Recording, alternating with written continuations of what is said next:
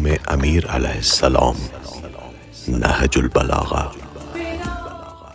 بسم اللہ الرحمن الرحیم۔ خدا کی قسم، فرزند ابو قحافہ نے پیرہن خلافت پہن لیا، حالانکہ وہ میرے بارے میں اچھی طرح جانتا تھا کہ میرا خلافت میں وہی مقام ہے جو چکی کے اندر اس کی کیل کا ہوتا ہے۔ میں وہ کوہ بلند ہوں جس پر سے سیلاب کا پانی گزر کر نیچے گر جاتا ہے اور مجھ تک پرندہ پر نہیں مار سکتا۔ اس کے باوجود میں نے خلافت کا آگے پردہ لٹکا دیا اور اس سے پہلو تہی کر لی اور سوچنا شروع کیا کہ اپنے کٹے ہوئے ہاتھوں سے حملہ کروں یا اس سے بھیانک تیرگی پر صبر کر لوں، جن میں سن رسیدہ بالکل ضعیف اور بچہ بوڑھا ہو جاتا ہے اور مومن اس میں جد و جہد کرتا ہے اور اپنے پروردگار کے پاس پہنچ جاتا ہے۔ مجھے اس اندھیرے پر صبر ہی قرین عقل نظر آیا، لہذا میں نے صبر کیا، حالانکہ آنکھوں میں غبار اندو کی خلش تھی اور حلق میں غم و رنج کے پھندے لگے ہوئے تھے۔ میں اپنی میراث کو لٹتے دیکھ رہا تھا، یہاں تک کہ پہلے نے اپنی راہ لی اور اپنے بعد خلافت ابن خطاب کو دے گیا۔ پھر حضرت نے بطور تمثیل عاشی کا یہ شعر پڑھا: کہاں یہ دن جو فاقہ کے پالان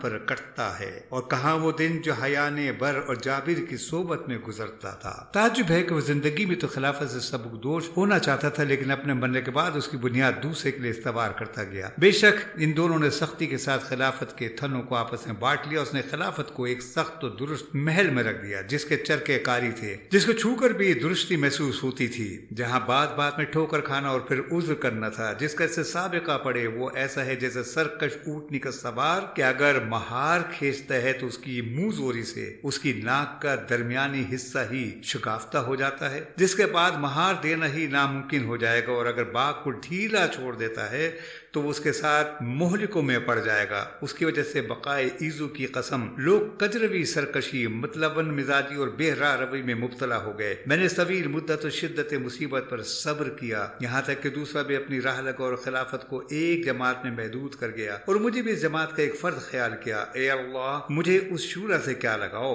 ان میں سب سے پہلے کے مقابلے ہی میں میرے استقاء کو فضیلت میں کب شک تھا جو اب ان لوگوں میں بھی شامل کر لیا گیا۔ مگر میں نے یہ طریقہ اختیار کیا کہ جب وہ زمین کے نزدیک ہو کر پرواز کرنے لگیں تو میں بھی ایسا ہی کرنے لگوں، اور جب وہ اونچے ہو کر اڑنے لگیں تو میں بھی اسی طرح پرواز کروں، یعنی حد الامکان کسی نہ کسی صورت سے نباہ کرتا رہوں۔ ان میں سے ایک شخص تو کینہ و عناد کی وجہ سے مجھ سے منحرف ہو گیا، اور دوسرا دامادی اور بعض ناگفتہ بے باتوں کی وجہ سے ادھر جھک گیا، یہاں تک اس کا قوم کا تیسرا شخص پیٹ پھلائے سرگی اور چارے کے درمیان کھڑا ہوا، اور اس ساتھ اس کے بھائی بند اٹھ کھڑے ہوئے جو اللہ کے مال کو اس طرح نگلتے تھے جس طرح اونٹ فصل ربی کا چارہ چرتا ہے، یہاں تک کہ وہ وقت آ گیا جب اس کی بٹی ہوئی رسی کے بل کھل گئے۔ اس کی بدآمادی نے اس کا کام تمام کر دیا اور شکم پوری نے اسے منہ کے بل گرا دیا۔ اس وقت مجھے لوگوں کے ہجوم نے دہشت زدہ کر دیا جو میری جانب بجو کے عیال کی طرح ہر طرف سے لگاتار بڑھ رہے تھے، یہاں تک کہ عالم یہ ہوا کہ حسن اور حسین کچلے جا رہے تھے اور میری رضا کے دونوں کنارے پھٹ گئے تھے۔ وہ سب میرے گرد بکریوں کے گلے کی طرح گھیرا ڈالے ہوئے تھے، مگر اس کے باوجود جب میں امر خلافت کو لے کر اٹھا تو ایک گروہ نے بیعت توڑ ڈالی اور دوسرا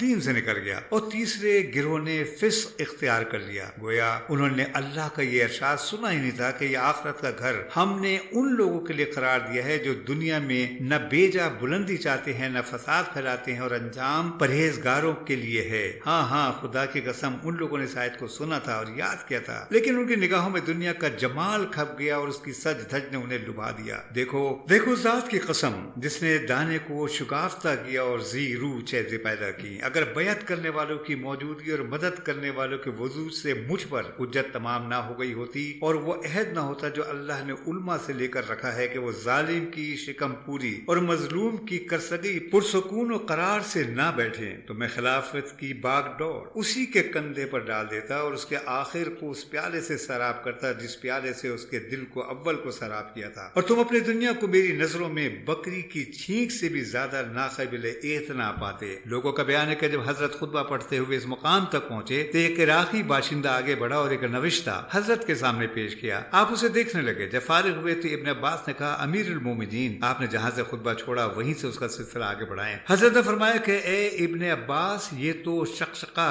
گوشت کا وہ نرم لوتھڑا جو اونٹ کے منہ سے مستی و ہجان کے وقت نکلتا تھا، یہ وہ تھا جو ابھر کر دب گیا۔ ابن عباس کہتے تھے کہ مجھے کسی کلام کے متعلق اتنا افسوس نہیں ہوا جتنا اس کلام کے متعلق اس بنا پر ہوا کہ حضرت وہاں تک نہ پہنچ سکے جہاں تک وہ پہنچنا چاہتے تھے۔